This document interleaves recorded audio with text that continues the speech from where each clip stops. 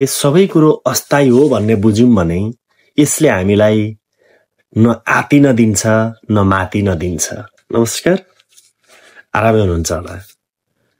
मैले प्राय जसो मेरा भिडियोहरुमा एउटा शब्द प्रयोग गर्ने गर्छु, everything is temporary in life.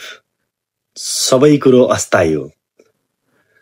प्रसङ्गवश आज एकजना मित्रले सोधिराख्नु भएको थियो, सर यही शब्द बार बार दोहोऱ्याउँदा के फाइदा हुन्छ भन्नुभएको थियो।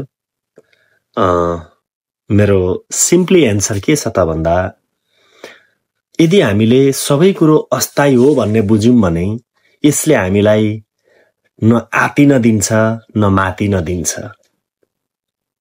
आतिन पनि आतिदैनौं, किनकि दुःखको समयमा हामीले के सोच्छौं, ओहो यो समय अस्थायी हो है, यो समय फेरि परिवर्तन हुन्छ, फेरि राम्रो दिन आउँछ भन्ने हामीलाई फिल हुन्छ, जसले हामीलाई अत्याउँदैन। नअत्तिसकेपछि हामीले त्यो दुःखलाई महसुस नगरिकन त्यो समयलाई पार गर्छौं।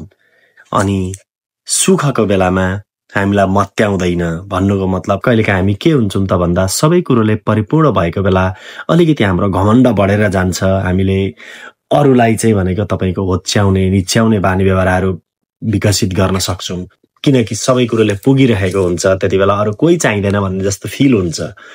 त्यति बेला यदि हामीले नो एभ्रिथिङ इज टेम्पररी, सबै कुरो अस्थायी हो भन्ने बुझ्यौं भने हामीलाई लाग्छ होइन है, मैले घमण्ड पनि गर्नु हुँदैन, किनकि यो समय परिवर्तन हुन केही बेर लाग्ने छैन भन्ने हामीले सोच्ने छौं।